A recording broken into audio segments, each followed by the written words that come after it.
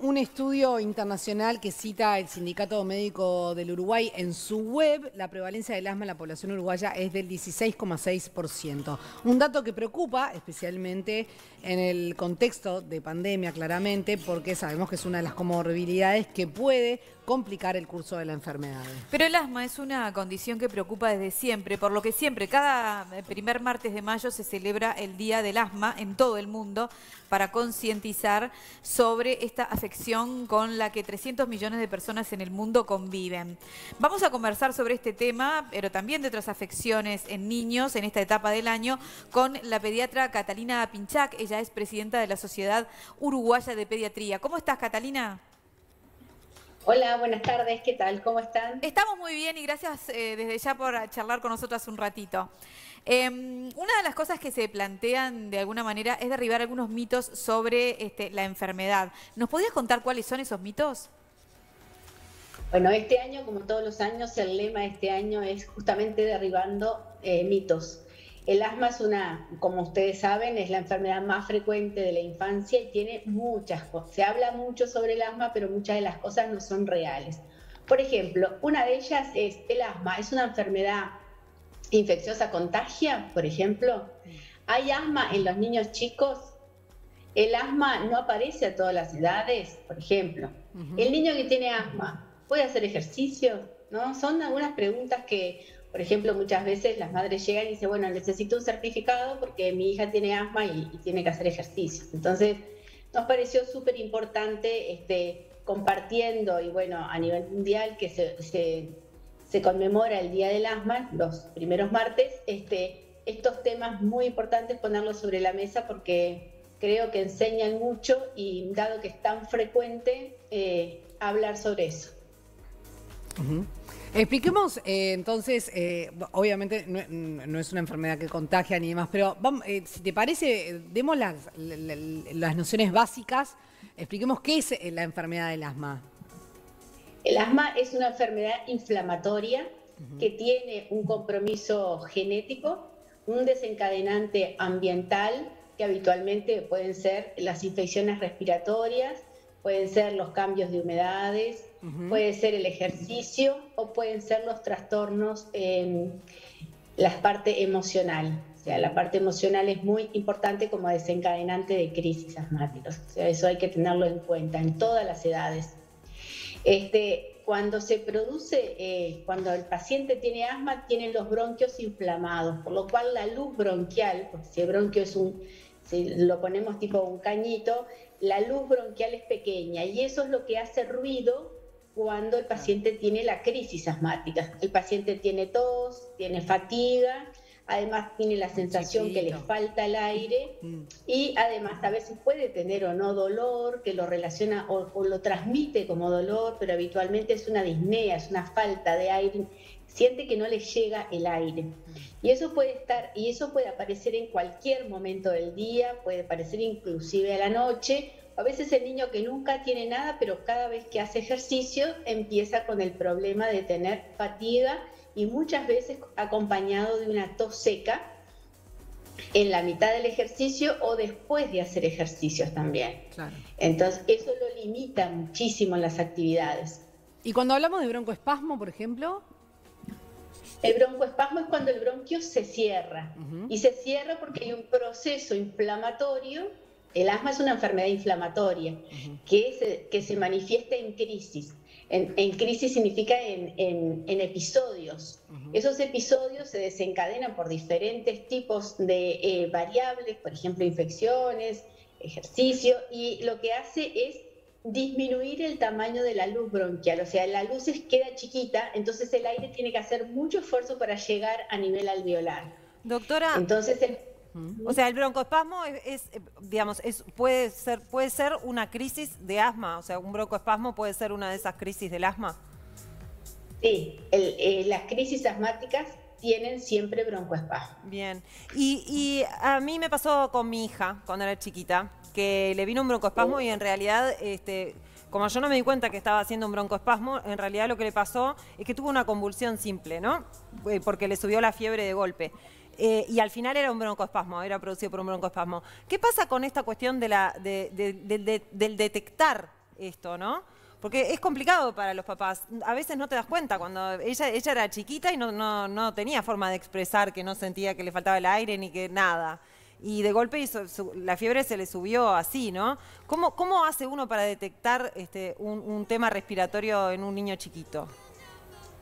Habitualmente los niños chiquitos, las causas más frecuentes de broncoespasmos son las infecciones respiratorias. Las infecciones respiratorias pueden dar tos, pueden dar un aumento de la frecuencia respiratoria, el niño respira más rápido, se llama polipnea, y en el contexto de un cuadro de infección respiratoria puede tener fiebre. Esa fiebre en un niño con determinada predisposición neurológica puede dar una convulsión, pero también forma parte de una infección respiratoria, y la infección respiratoria a su vez puede desencadenar una crisis de asma. Cuando en la familia no hay asma, cuando nadie conoce el asma como una patología frecuente en el grupo familiar, a veces es difícil en las primeras etapas del niño darse cuenta, pero habitualmente lo que le decimos siempre en la parte de educación de los talleres a los padres es: el niño empieza a tener, sobre todo el niño chico, se le hunden las costillitas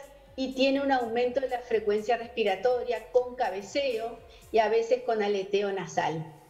Es con o sin fiebre, porque a veces el broncoespasmo, y la mayoría de las veces, no tiene por qué tener fiebre. O sea, no solo las infecciones respiratorias las que dan fiebre, pueden dar crisis de broncoespasmo. A veces en la casa del paciente están pintando o están mudándose, o hay hongos en la habitación, y todos son desencadenantes de crisis asmáticas. Bueno, eso me lleva a preguntarle, entonces, ¿qué medidas podemos tomar todos los días para colaborar, digamos, con la situación general de ponerle ese niño que es asmático? A mí me pasa que mucha gente que sufre de asma abre las ventanas en épocas del año en que uno se muere de frío.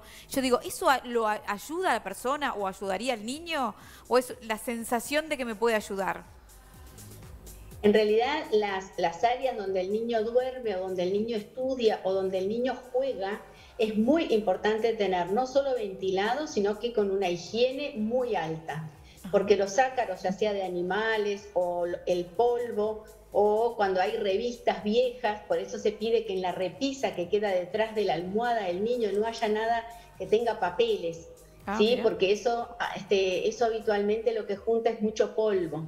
Y otra característica es que cuando tiendan la cama tiene que tener tendida y cubrir la almohada. Cosa que cuando el niño se va a acostar, levantan, ¿no?, las sábanas, y el niño se acuesta en una cama que no estuvo en contacto todo el tiempo con el medio ambiente. Tiene menos potencial de estar en contacto con alergenos, con ácaros o con sustancias en la almohada, donde respirar toda la noche. Entonces es bien importante, son detallecitos que son importantes tenerlo en cuenta. Y con esto me acordé de algo, el tema de los peluches.